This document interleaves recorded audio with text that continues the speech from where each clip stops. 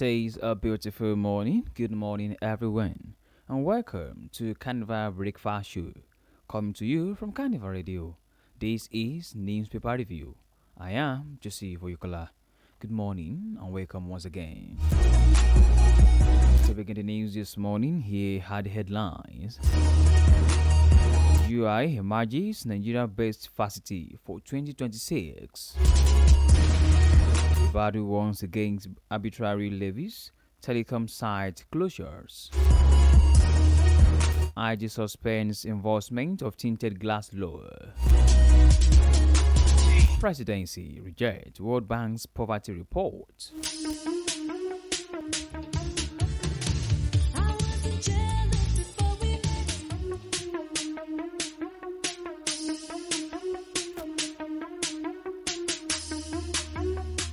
And now to the news and details.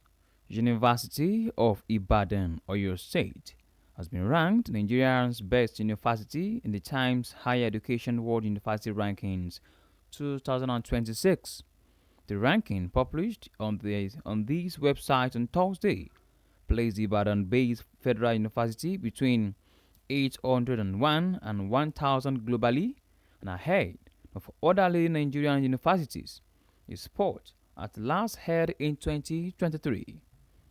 It surveyed 2,191 institutions from 115 countries and assessed them based on 18 performance indicators across 5 key areas: teaching, research environment, research quality, industry, and international outlook.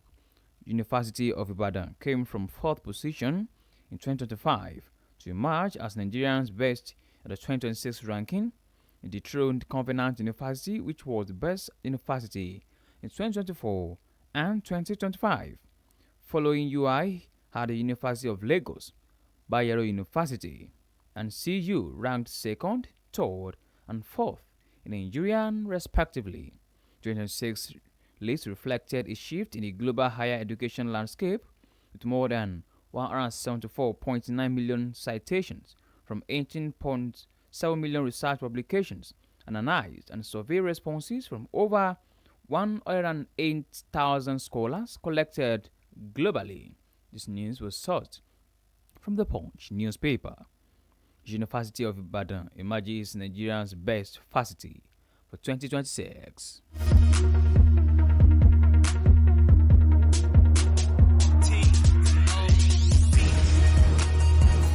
In the meantime, the National Security Advisor, Nuhu Ribadu, has warned state government against shutting down telecommunications sites over revenue or local disputes, saying such actions threaten Nigeria's digital future and economic growth. Ribadu, who was represented by the Director of Critical National Asset and Infrastructure Protection at the Office of National Security Advisor, Enubog Effiom, gave the warning in Abuja on Wednesday at a business roundtable on improving investment in broadband connectivity and safeguarding critical national infrastructure. He stated that arbitrary site closures, multiple taxations, and inconsistent right-of-way charges were hindering the country's broadband expansion. The newsman had earlier reported that the Nigerian Communications Commission renewed calls for the harmonization of taxes and levies in the telecommunication sector. This news was sourced from the Vanguard newspaper. Ribadu warns against arbitrary levies, telecom site closures.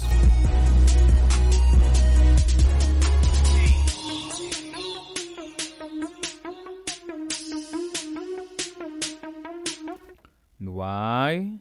The Inspector General of Police, Kayode Egbetokun, has temporarily suspended the enforcement of the Motor Vehicle Prohibition of Tinted Glass Act 1991.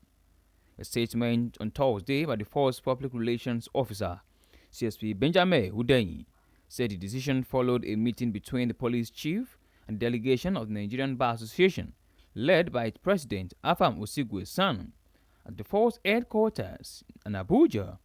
He said the discussion focused on the ongoing enforcement of the tinted glass law and the need for cooperation between the police and the bar in upholding the rule of law and promoting public confidence.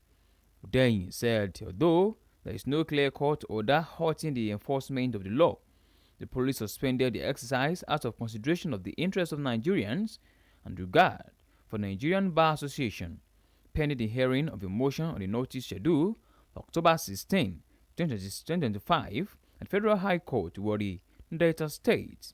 He said to strengthen cooperation, a joint police NBA committee has been inaugurated to enhance collaboration between both institutions. This news was sourced from the Nation newspaper. IG suspends enforcement of tinted glass law.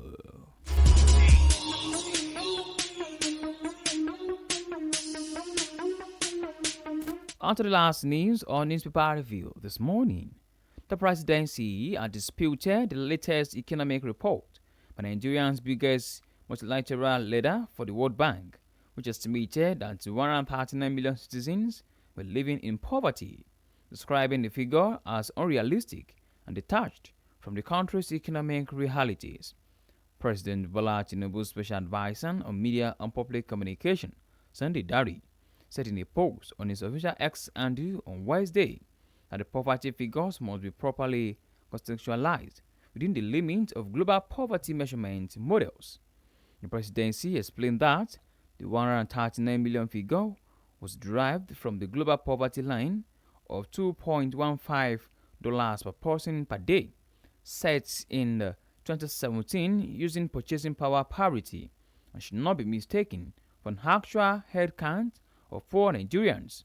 It noted that when converted to nominal terms, the $2.15 benchmark equals about 100,000 naira per month at current exchange rate, which is well above Nigeria's new minimum wage of 70,000. This news was sourced from the Post newspaper. Presidency rejects World Bank's poverty report. To bring the newspaper review to a close this morning, here is a recap of headlines. Nigeria emerges Nigeria's best facility for 2026. Ibadan warns against arbitrary levies, telecom site closures. IG suspends enforcement of tinted glass law. Presidency rejects World Bank's poverty report.